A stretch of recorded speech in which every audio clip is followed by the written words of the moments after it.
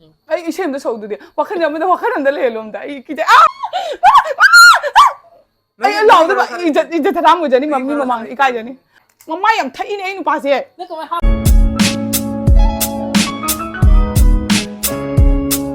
Hello ma'am, ma'am pada mai channel da taram nokchari adu ma'am ko ngasi se aina ma'am gisu yam kana ba oini sigi product se aduga ai gisu kana ba oire ai khoi papa diabetes tawe aduduna diabetes tawbadugi yumda leina check tawnabagi ko aina machine ama order tawe ma'am da su yeng halake adudo ma'am gisu dum kamai na si nei kamai na oi my process to adu su dum taglake aduga aina papa da gi pi ge na tawine sigi machine se adu pidringai da aina khoi side yeng doini ba ko ma su khara ni je pepa tawe aduna I lawtho'o ngasidi magisu kaino tarage taste tawrage bako magi sugar level se kyam oide do yengase duga aigisu aidi kijeibo I smaina khaibo yam kijeibo ko du khangde aidi tawningde ai so handa khari je masabudi ngamde do yengasi myam khoi saidana jingalurasi ko my packet to ai jinghalake sida leire agaro gini bako agaro brand gini agaro yam nungshi magi sigi manung siga poche punamak suna lae adusu ai myam da du mathang hangdoga yenghalake ko nersi la tabra ne sideu ne aina ne khanga ba khoi papa gi sine tu sugar taste tawna bagi my machine se ama leibiri ba khanga siu ne simanung de kai yawi dom ta yeng siba fan thaba sina kaino se hap chali ni ba ko mic se hap chali ni sideu ngo sigi poche smina la e duga smina la e se am ta yeng si lawa ba khoi papa du su yeng han ge nang su na sa nu ngai tram ta taste toge ayo nang ro anta please nang kai pon no je timing ke ho ge ai check ko to ai haye ai loi hei ai toge sida la sigi boxes mai lakane sida lere ba ko machine do aduga mai pochai ngai sina seni la ise ei akhoi sai do dik taste tarak tani ka ai nang gi to nang nai gi to ado wathi am ngang anu ko nang ni ai gi to ru ye hui to nai se na ba phau ta ai na ba phare khate ai na अखो पापा जो सिगी video से येंगनबगी दमक्तनी अइना तोइसे पापा सु ज्ञान दो ताजरेना को येंगा तौरगदी अदुना मयाम नसु दुम सिगी प्रोडक्ट से लेनिंगगसु अइना तौरगा उल्लमिना मयाम सु दुम ज्ञान तारनी अदुगी दमक्तनी अदुना सिमिसिगा तौरके सि मोय मसागी बैटरी में यावरे चार्ज तो दिनो मुनिगा चार्ज आवरो बैटरी हाफ तोइनी चार्ज तो भी नती एक्स्ट्रा सिगा सीसी बैटरी से हाफ तोइनी सिगा अदम याम खो जे रिसर्च खतंग तौरगा लाए दुगा अइना अहान बदा तौदोसे सिगी सिगा याविसना जेतुम मचा सिंदुनी जेतुम मचा से ना से लौथोगा अदुगा सिगी पोचे सिगा हाचन बिरनी बुको अदुगा सिगी माइ मतोन जे सि लौथोक बिरनी अदुगा सिदा मचा जेतुम थोइजोगरा सिसे ana off tawbirani aduga siga number masing leiko asise kyamna jetum je kyam sanghandoino habado adugi dani ai 4 da tawrage ko sida leira si switch siga namdoini desde yawre ba magi code se asise yam important ni siga gi ai ani yawre e duga siga i ahanbada ama lothoage manung le 25 ni yawre ise ko aduga siga i ama lothoage sida leira smana laktoini se macha se lotho kanda aduga sida arrow में याव इसे उब्रा सिगी arrow सिगी लेब माइकेदा मिसिन जिगा सिगा मखुन जिगा हाचन दोइनी मथद own ओइर अनि बुको दोइदे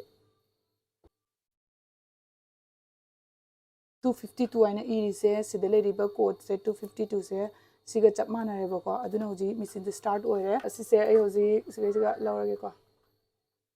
से कापे थोगलेको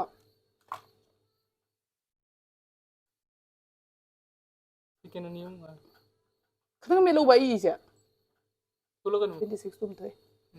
अदो आइगी दी 76 ओए दो कैसुम प्रॉब्लम लेते सिगैसिगा कैगुंबा प्रॉब्लम लेबे तारागदी को सिगै हाई पॉइंट के तोयना थोगलकनी बको अदुगा खोइना खंगबा ngamdoi नॉर्मल तो क्या ने बम थायो 70 दे 140 बोय 70 देना 140 बोय बसे नॉर्मल नि बको अदो होन ओइरे अदो सिसे होदि ब्लड टेस्ट तौबगी रेडी ओइरबनी अदुगा ngasagi पेन से सिसिना सिगा बिफोर फूड आफ्टर फूड जावन दो खोदि आफ्टर फूड इना दोइसे बिफोर फूड नत्रो होइने नुंगांगी चक्साद्री अइना खली आप कैनो 12 गी ओइ माने number 1 number 2 3 4 5 sijawi se mai jetum se kyam manung tana changdoino kyam luna changdoino adugi mong dani bako 1 da namaga kana gumbana manung tana changdabung I tholok taba yawe aduna ai hoje khoi side to dese number 5 ni mo wan nei ai to doi ni ai na nangi to doi ni no ai khongde please ai ya mi na masana to ba ya de ai na to doi ni ba no na khoni nupa ma oiraga I ma chang ga ya pai thokare jetum no pai thokare ne mama yam thai ni ai nupa se happy ni do ai ngam na lang do dra na nupa na dra injection thin ni jong ne mama sa jong ne nupa ma na ki ri song ki de no ai ki to ai ngam ai gan do ni ai khong de nang gan do ni ai khong de nupi chap ni wa thingang no nupi chap ni ai law da ba ije thram mo jani mummy mama ikai jani to ni asem mo to ni nangi promise to binu na nangi han to mama kai ki ba ai san ngom de ba adugi ni ai dugi na te ai ngang wani ga dani mathu da tin to mi do jing na te ai am da to bi ge ba no nan to ge please nang lo ai to ni sure ai to ni ai nangi ka samjai ni to na ba ai video se mu that ba tar ni ba nang da mi mamang da lie mo ba nangi han to ai ngom moi ai so please ba angang si na tam mane ba moi mama papa to khane na to no ba to ba Many hours later. ai ma khud ki siga to do ni ki ri ra ai kai ki de na wa la ki daga nangi to doi ni mai ma sak cham ta jong ki ne yang ai gi do na nangi to doi ni to ro ani dara kya dan to se ani de ni to me lo ya le ai thoe thopra ya me la ga thoe ni ya le oi de ne lik mal ni I do khatang mo thok tan ka mai to thôi ai khon chính rồi o no di ni xí đây là có nó không may number lạc rồi 2 क्या nó 252 chúng mày có ấy ya ý cái đại ý mang cái đấy nè hai po bu ni 30 da ni ne sida le ko siga high po le se si se dum yam ko sai gi hoji ga no on bodo ma gi do khanga ba high po 30 de la e ko adu di yamna low do ori ba sugar level se yam risk oirame ko ai di khang di ne ong na hoji ai hoji ta jing ga ki man gi dana video se marak ta le pre e ki jang no lore lora kamai to dana se bo kena to hoji gi du 30 do low ni hai na tro jengan ba cha lura ni adu ga kamai to bodo laibak phai ko khana yum da lei na smana na ngai wakhan sum kan khalu da bodo ko pa gi ne le ga ma gi oina kana gre ko ma gi oina hayeng doctor chal ga ma jengal lura ni adu ga husik na ai gi mu try to do ni ai gi di khut oi thang ba khut ta taw gan ge ko yeng se ai gi ram kamai to ai ki bna lore mi lo se je tum da to pa ma shilo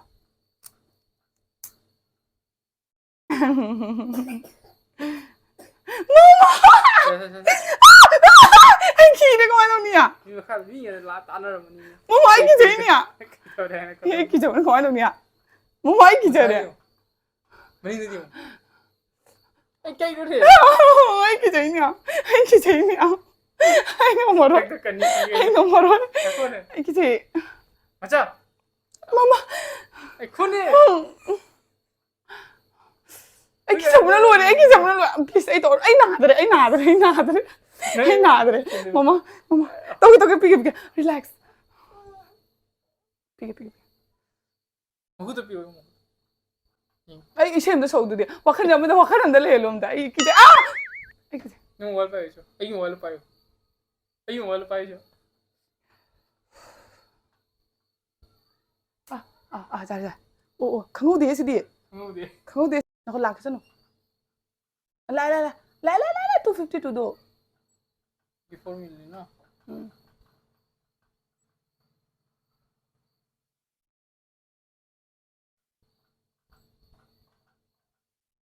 aduga ai disiga ka problem leitabagi sida ka I dabane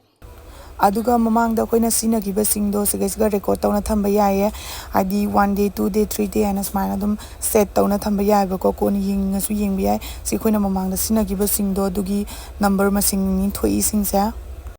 aduni myam sigi product si am kanai hai tare di khosa gi anaba do kasu khangba ngam moi check tawbadagi ngasi anaba khangba ngam bane aduna myam yam satina ai ki wena diam satina kanai bako sisina ai khangam da do khangba ngam me tho yumda pham na yumda leilena adum sugar test taw ya aduna myam na sigi product si pamba taragadi ai link description da hapchar mage myam check tawbiu ko